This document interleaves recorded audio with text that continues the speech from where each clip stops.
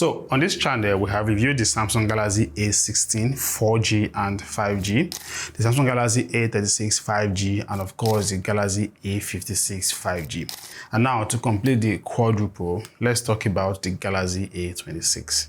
Now, it's been my dream to actually talk about all of Samsung's A series, and I'm so happy I'm able to achieve that this year.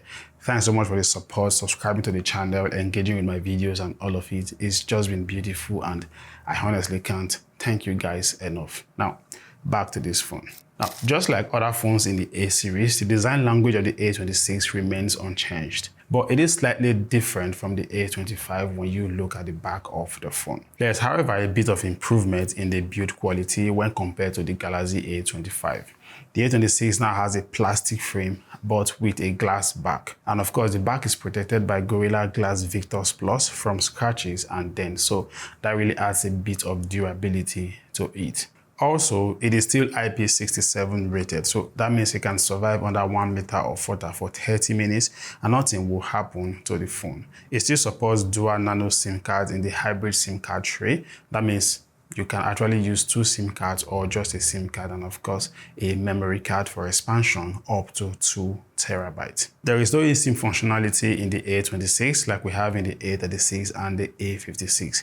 There is also no headphone jack and no in-display fingerprint scanner. It's actually side-mounted. Now, I did find out that whenever the side-mounted fingerprint works, which it doesn't always work, but whenever it works, the response time is even faster than the in-display optical sensors that we have in the Galaxy A36 and the A56. Now, switching to the display, Samsung retained a bunch of both the good and the ugly specs from the A25.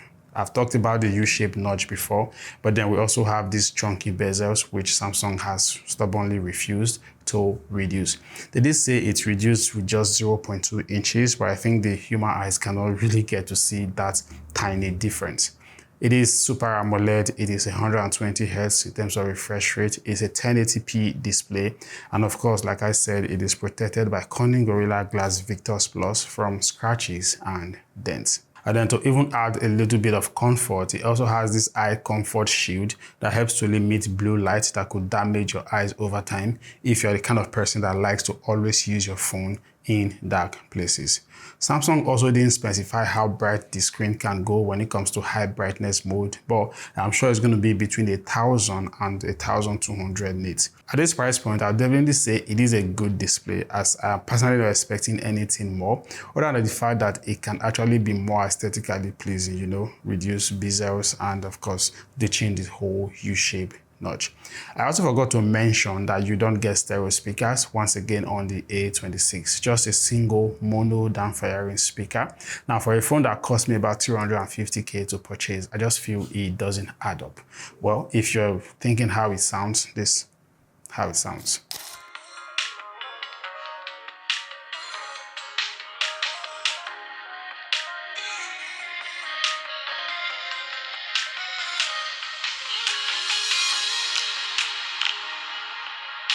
One positive improvement in the A26 is the fact that it has this new Exynos 1380 chipset that powers it. Now, the A25 had the Exynos 1280 chipset in it, and benchmark comparison actually shows that it is an upgrade both in terms of processing and graphics.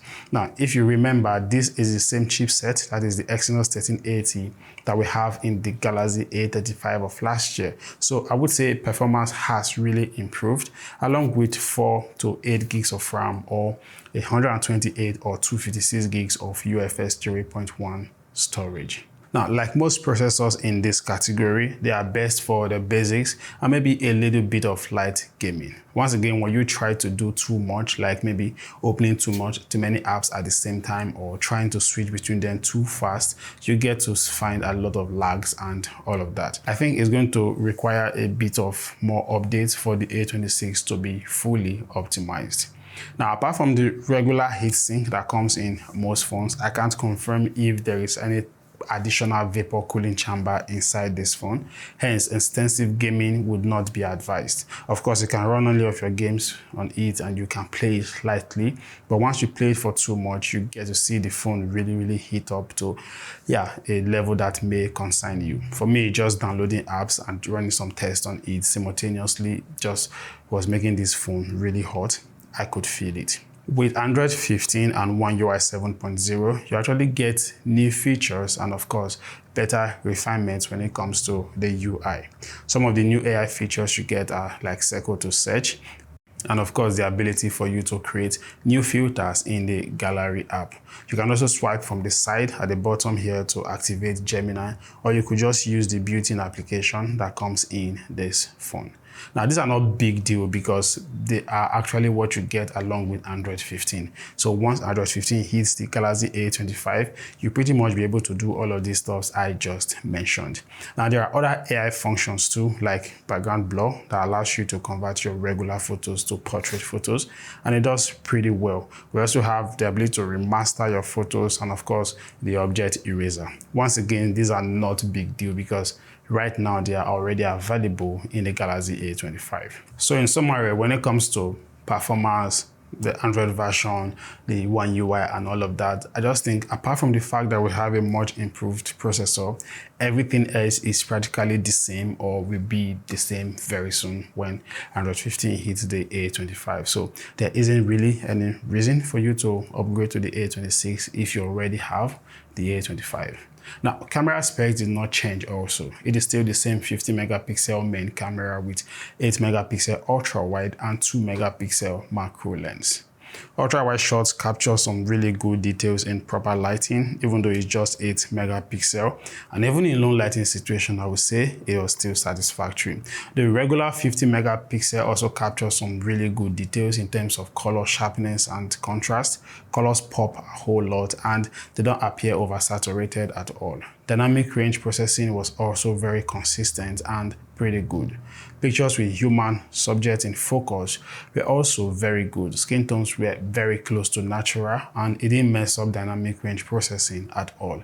I, however, was most impressed with portrait shots. Skin tones were very true, dynamic range were on point, and even edge detection was great too.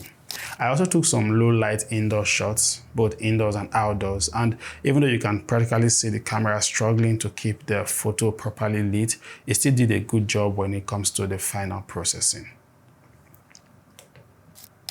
Switching to the selfies, I would say to a large extent the results were pretty good in proper lighting. Sky processing was great. Portrait mode, you also get some really decent selfies. So in essence, I would say with proper lighting and good positioning, you get some really good selfies or pictures both with the front and the back cameras of the Galaxy A26. Another good thing about the cameras of the A26 is the fact that you can shoot videos at 4K 30 frames per second. But just with the back camera alone. With the front, you can only shoot at most 1080p at 30 frames per second. So there is no 60 FPS for both the back and the front camera of the Galaxy A26. So in a nutshell, I would say the cameras of the A26 when it comes to image processing is very good. You get really good pictures and high quality videos also. Batteries, well, didn't change also. We still have the same 5000 mAh like we had last year in the A25. And with the more expensive A36 and A56 going from 25 watts to 45 watts in terms of charging speeds, the A26 still remains at 25 watts. Fast charging actually takes over an hour and 15 minutes for you to get full charge, so it's not really that fast if you look at what other competitors are actually offering. As for usage, I would say, battery drain is pretty much depends on what you're doing with it.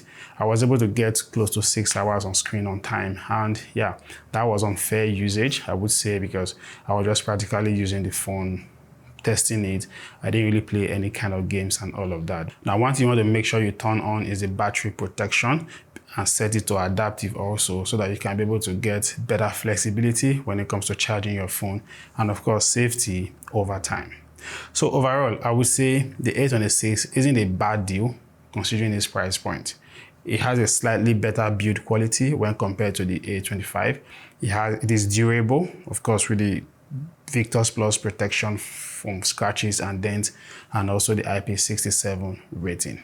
You also have improved processors on here, so yeah, performance is slightly better. And then the cameras, I would say they are pretty nice. And then you get some nice gimmick AI features that most people, I would say, they really don't care about. The downside, however, is the fact that the battery could have been bigger. We could have gotten maybe a 5200 mAh, I know, but yeah, it would have also be bigger. And the charging could be faster also. Competitors are offering 35 watts, 45 watts, and we could have gotten that on this phone. And then also the display, I mean, it can look better than what it currently looks like right now. So share your thoughts below, what you think about the Samsung Galaxy A26. Also, don't forget to subscribe to the channel. I've got tons of videos lined up for this month you really don't want to miss. And lastly, don't forget to like this video too. It helps the channel to grow pretty much. Yeah, so thanks so much for watching, and I got to catch you in my next video.